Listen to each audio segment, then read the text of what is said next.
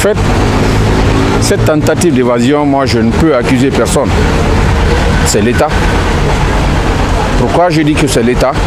S'ils étaient bien sécurisés, cette tentative n'allait pas avoir lieu.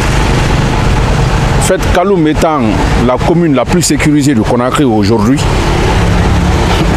des individus ne peuvent pas rentrer comme ça à Kaloum. Demander à l'État qu'est-ce qu'il est en train de faire. Est-ce que vous pensez qu'aujourd'hui, Dadis peut fuir avec son statut qu'il a? Il n'a pas l'intention. S'il avait eu l'intention, même quand on l'avait appelé pour le procès, il ne serait pas venu. Il n'a pas l'intention, honnêtement. Bon, quant à moi, l'évasion à la présidence centrale, un citoyen, ça ne m'a pas plu. Quand tu as un problème, essaye de le régler pour que tu sois libre dans ton propre pays. Et il ne faut pas être prisonnier. Tu t'es évadé à la maison centrale. Où tu vas encore, tu seras emprisonné. Parce que tu ne vas pas sortir. Et c'est pourquoi moi je dis c'est un peu vilain. Ceux qui ont organisé ça, ceux qui ont fait, ils ont mal organisé. Ils ont augmenté le problème de nos frères. Et les Guinéens se donnent la main. Il faut qu'on utilise notre conscience professionnelle dans des trucs qu'il faut réfléchir avant de le faire. Quand même, moi, ce que j'ai vu dans ça, on n'a qu'à arrêter des choses comme ça, ils ont sali nos frères et non qu'à essayer de voir le cas très bien. Même s'ils avaient la volonté, maintenant là, ça nous montre qu'ils n'ont pas la volonté parce qu'ils se sont retournés encore.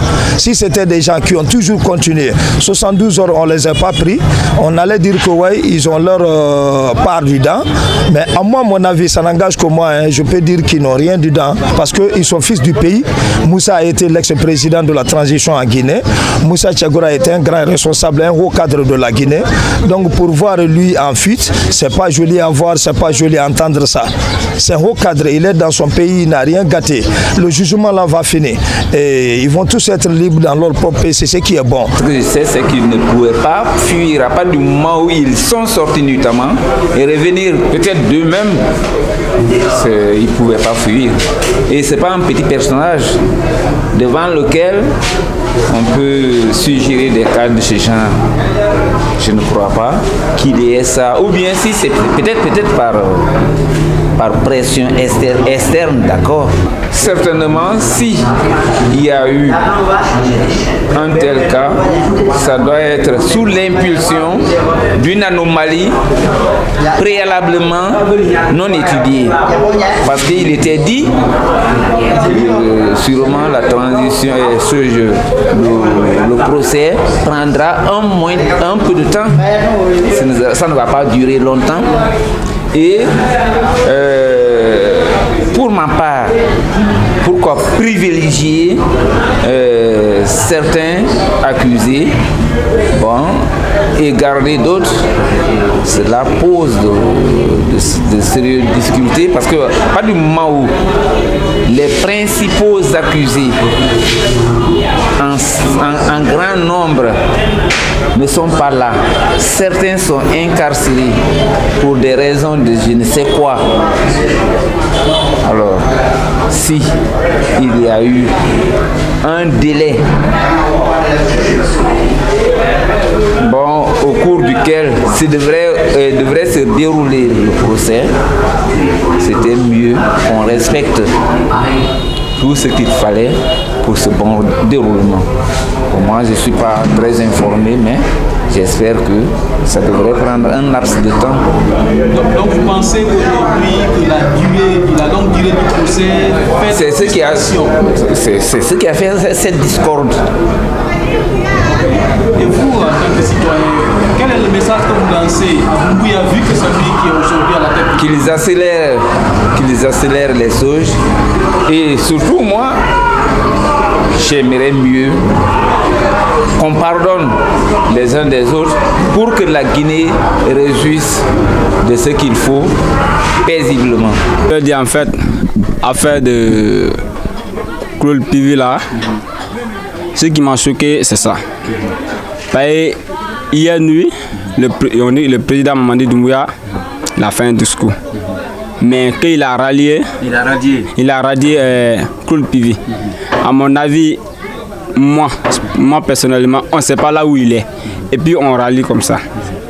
À mon avis, ce n'est pas une bonne idée. si quelqu'un est en prison et puis la personne fuit, tu dois le chercher d'abord avant de le mettre en punition. Mais tu ne connais pas d'abord.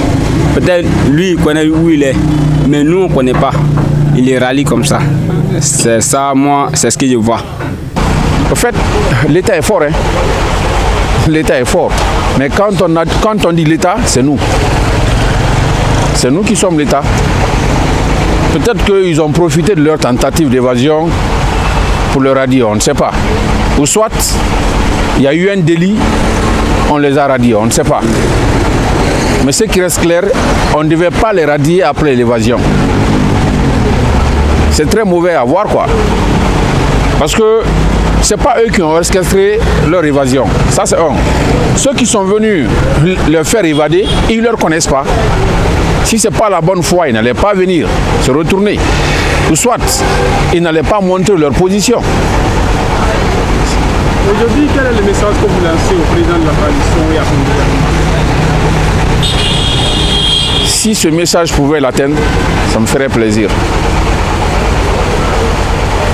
Nous, jeunes Guinéens, on lui a acclamé, on lui a applaudi. On avait un très grand espoir. Un très grand espoir, je le dis. Mais de nos jours, c'est très décevant. Qu'on dise que